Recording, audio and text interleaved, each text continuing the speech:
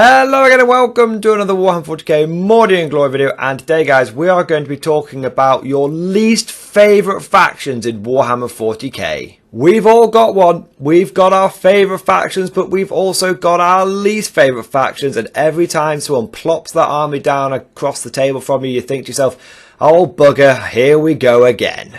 So I thought it might be a fun idea for us all to share our least favourite faction in Warhammer 40k. Now this can be from a lore point of view, it can be from a tabletop point of view, it can be from a modelling and aesthetic point of view. It's entirely up to you, it's your point of view. What is your least favourite faction?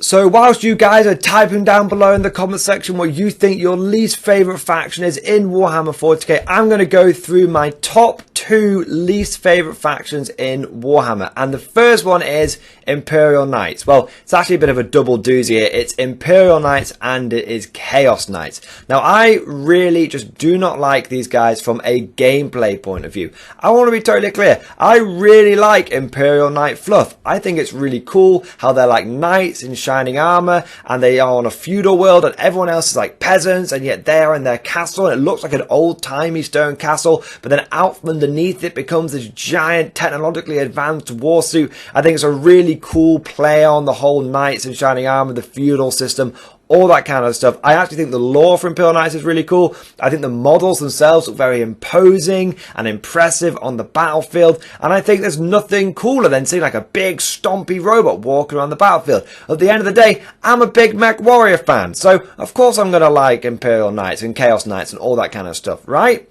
And speaking of Chaos Knights, I mean, those guys look even cooler than regular Knights. They've got all the spikes, they've got the war paint, they've got the chains, they've got the banners. They look like they're just going to go around and just mess everything up. Obviously they're like super evil, so they're always covered in blood. I mean, I just think Chaos Knights generally look way better than Imperial Knights. You look at an Imperial Knight on the tabletop fighting against like a Chaos Knight on the tabletop, and every single time your eyes just going to get drawn to all that extra detail on the Chaos Knight. I think that's probably because the Chaos Knight was a later kit, so even though they're based off the same model, all those extra gubbins that you can stick on them make them really, really good. So nothing against about how cool Chaos Knights and Imperial Knights are, but from a gameplay point of view, oh my god, they are my least favourite army to play on the tabletop by miles. So this is my least favourite army to play, and that is Imperial Knights and Chaos Knights. And that just comes down to the nature of the games. Whenever you're playing against these super heavies, they're either all or nothing.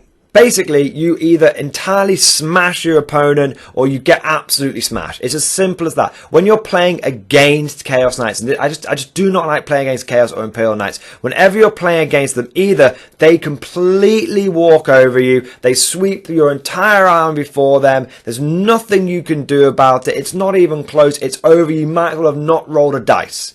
Or, by turn 2, you've killed every single one of them. Or you've knocked them out of the game to the point where they can't really get back into it. And why is that the case? Because it's just 4 models, and they're just tanks. So at the end of the day, if you bring enough anti-tank, they're all going to fall on their asses within 2-3 turns. And if you didn't bring enough anti-tank, then it doesn't matter how well you play, you're not going to beat them because you're basically not able to interact with the opponent's army. Even if you manage to just squeak out a game here and there, and I very rarely see people getting minor wins against Knights. They either smash them or they get smashed. Even if you manage to scrabble around and manage to beat them on points because you didn't bring enough anti-tank, it's still very unsatisfying because you've basically spent the whole game not interacting with your opponent's army, playing the mole in whack-a-mole. And so I just find that overall they're just really not a fun army to play against. Either the games are over by turn 2 either way, or you manage to play it out for 5 turns but you're not really interacting with any of the phases apart from the movement phase.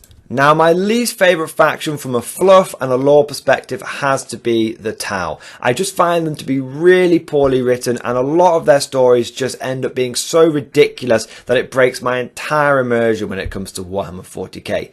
Now, the original Tau fluff I wasn't that opposed to. I know some people didn't like the fact that they weren't very grimdark, but I kind of like the fact that it was a new take on Warhammer 40k. Look, this is a naive race. They've not been jaded by thousands of years of warfare just yet. They're just entering entering the galactic stage. They're just finding their feet, and their naivety was almost kind of endearing, because you were like, oh ho ho, you don't want to be having negotiations with the Dark Elder. That's not going to end very well for you. So I kind of like that. I also kind of like what they've been doing more recently, where they're like, oh, you know, maybe it isn't all sunshine and roses. Maybe the Ethereals are enslaving the Tau. I kind of like it both ways. I'm liking how they're expanding it.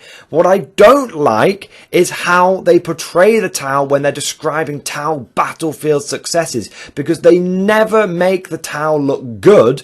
They always make the Tau's opponents look woefully and unbelievably, literally just totally unbelievably incompetent. It's like the writers don't know how to actually make the Tau sound like they're tactical geniuses, so they just spring ambush after ambush, and Imperial forces or any other army they're playing just again and again just walks into the ambush. Oh, we can't learn. Oh, we're not. Oh, is it another ambush? Oh, it might be. Oh, look, we've been ambushed again. It's just like, oh, Jesus Christ. Like, they wouldn't do that. Do you know what I mean? Like, the Tau, I know they're the masters of, like, ambush warfare, but, like, it's like the people they're playing against, or they're fighting against, I should say, are just unable to actually act like real people. They don't actually act in believable or realistic ways, and the Tau just run rings around them. But it's not because the Tau are good, it's because they make everyone else look bad. And I think that that's a really lazy way and a bad way of telling a story. Like, the Tau should be shown to overcome these incredible odds due to their tactical capabilities, and showing how far advanced their technology is and their ways of warfare are,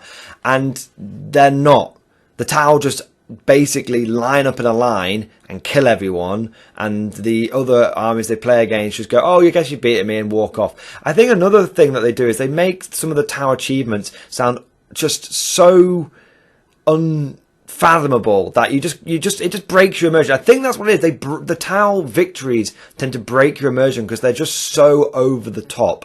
So, for example, there was in one of the Tau bits of fluff, they once conquered 13 hive cities in a day or something stupid, and it was like the writer of the book didn't know what a hive city was. Like, a hive city isn't just like, oh, it's like a town or it's a city. It's like there are billions of people living in hive cities. Like, a small hive city will have like 30, 40 million people living in it.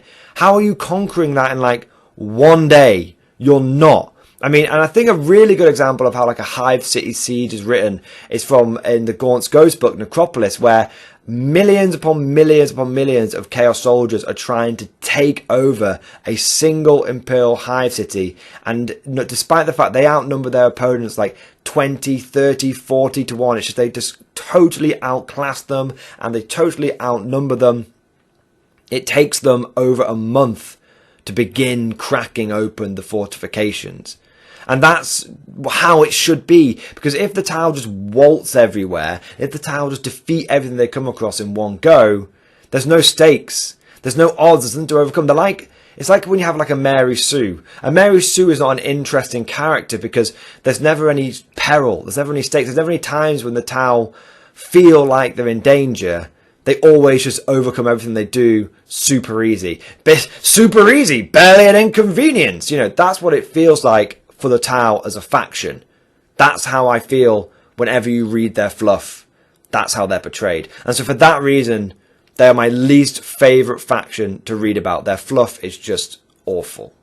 And that covers my two least favourite factions in Warhammer 40k from a gameplay point of view and from a fluff point of view. But let me know what you think down in the comment section below. Is there anything I've said today that you think, Morning Glory, you're just so off about that Imperial Knight stuff? You're just so wrong about it. Let me know down in the comment section below. But also let me know what your least favourite factions are. From any perspective, it can be aesthetically, it can be from a gameplay point of view, it can be from a fluff point of view. Let me know just what faction you really do not enjoy in Warhammer 40k. Thank you for watching today's video. If you have enjoyed it, please consider giving it a like and a subscribe and all that kind of good stuff. And if you've really enjoyed today's video and you want to see more content like this,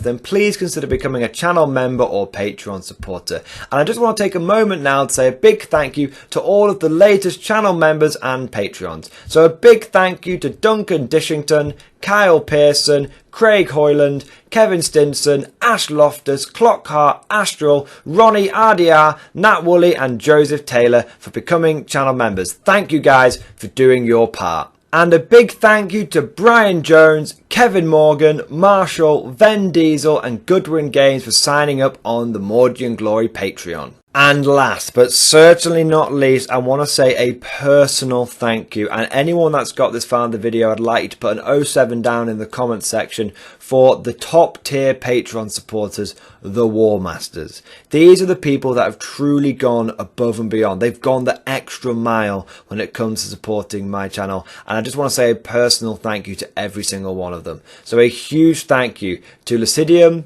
Navy Veteran, Philip French, Ross Miller, Alex Stengale, John Stubbs, Nicholas Walsh, Swordfish Trombone, Diesel Fox, Tom Sutton and August Varney. Thank you guys, your ongoing support really makes a huge difference. I hope you enjoyed today's video, thank you for watching and as always, I'll see you guys next time.